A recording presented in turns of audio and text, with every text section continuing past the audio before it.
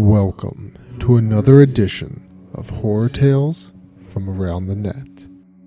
Tonight's episode is Cul-de-Sac. We hadn't always been here, but the neighborhood has. Even before it was a neighborhood on Earth, this one had been here. Here for those that would be lost on those cursed grounds.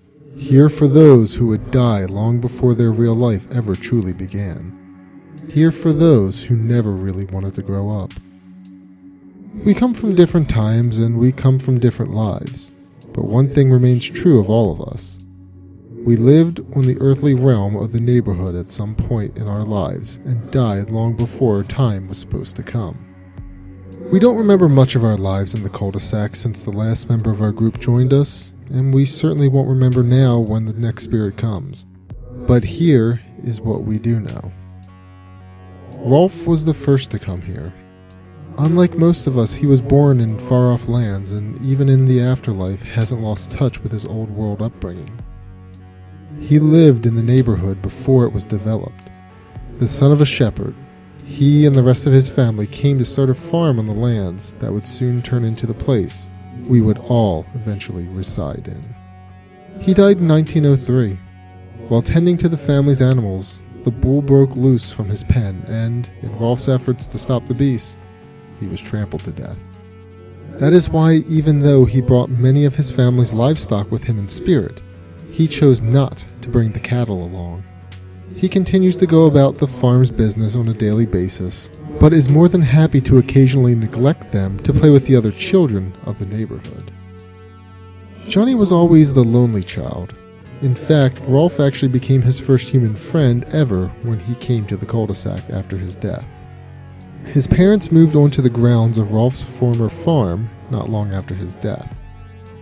With no other children around and no field work to take up his time as it did Rolf's, Johnny drew into his own mind to a great extent. From the plank was born. Together they wandered about the countryside, climbing trees and getting themselves in trouble. Sadly, this didn't last forever, as a few years later, Johnny became bedridden with illness. In 1922, he died after a long battle with tuberculosis. He saw his imaginary friend Plank standing by him to his last breath. Even now in the afterlife, without the countryside to play in, Johnny still wastes much of his time frolicking through the backyards and streets. Eddy was the next to come. Eddy was born in New York City, but moved to the neighborhood in 1932, just as the Great Depression was hitting full swing. The neighborhood, while still different, was beginning to take form from the fields of its past as families moved in and split up the lands that had once belonged to Rolf's family. Always a schemer, Eddy looked to do anything to bring some comfort to his very bare family life, even if it cost him the friendship of others. Eddy died in 1939 after one of his grand plans to swindle a sap backfired. He drowned trying to cross the local river after trying to run away from the angry kids that he had tried to deceive. Even in the afterlife, he keeps chasing after the almighty dollar. Sarah and Ed came together not too long after that. By the late 40s, the cul-de-sac had already nearly taken its final form as one of the pre-planned developments that became popular in the post-war era. As brother and sister growing up in the chaos of World War II, they both had various ways of escaping their lives as children of a dead GI and a working mother.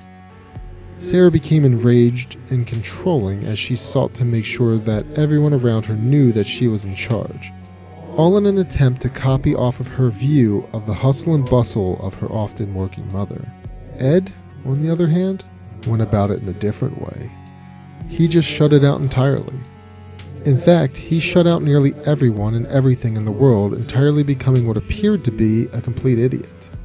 Ed chose instead to become completely involved in the monster movies and comic books that began to pop up after the war had ended.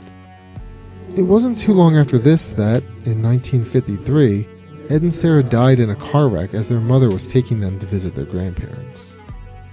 Naz came a time after the brother and sister. Naz was a flower child, born to a pair of hippies turned establishment in the late 60s.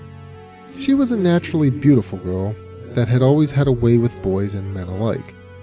She lived life on a whim and would often go about flirting and playing without any intentions. She died in possibly the most horrible way of any children in the neighborhood. In the summer of '79, a serial killer, who had broken out of the local asylum, had slipped into her house in the dead of night and raped and killed her along with her entire family. In the trauma of these events, she, in a way similar to Ed, shut out the world entirely and forgot of her parents and siblings, which is why in the afterlife she doesn't ever receive demands from the non-existent parents, unlike many of the others. This gives her much more time to lounge around and party, as she often does. It didn't take too long before Ed joined the rest of the neighborhood. He was the child of two highly controlling professionals in the age of greed that, despite their constant absence, dominated his life.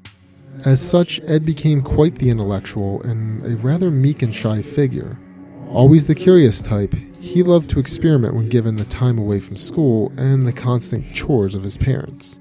This would lead to his untimely demise in 1986, as a gas leak combined with a Bunsen burner from one of his experiments tore him and his house to pieces.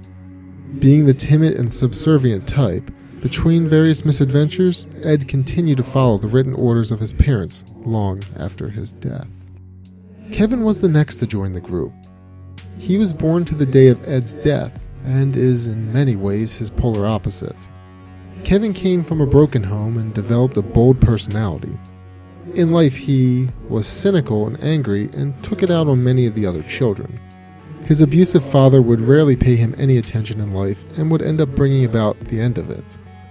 In a drunken rage, his father beat him after Kevin attempted to stand up to him. He died on the way to the hospital in the winter of 1999. His father spent the rest of his life in prison. In the afterlife, Kevin changed his perception to the opposite of what his life really was, with a distant father who would shower him with gifts. However, he continued to maintain his bullying, even in death. Jimmy was the last to come to the cul-de-sac. He died in 2000, not long after moving into the house that Kevin's father had once lived in.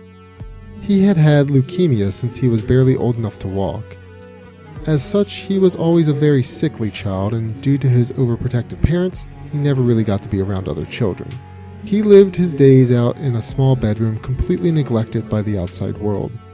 Jimmy lingered for quite some time in his state of near death, but in the end finally caved into the suffering of his lifelong illness. The Canker sisters were different from any other denizens of the cul-de-sac. They were never of the earthly plane of existence. Instead, they are the children of demons, not too dissimilar from the succubi of human lore. They seem to possess abilities impossible by the standards of the others, such as the ability to appear nearly anywhere instantly. They were sent from hell to torment the already tortured souls of the neighborhood.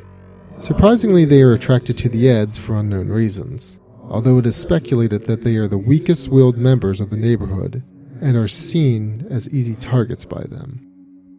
Despite that, they are universally loathed and often feared by everyone, including the Edds.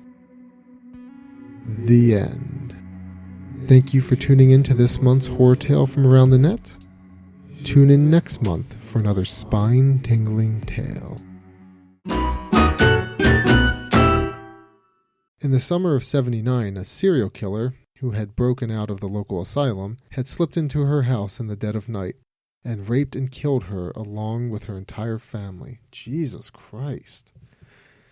Why would you even think about that? This guy needs help.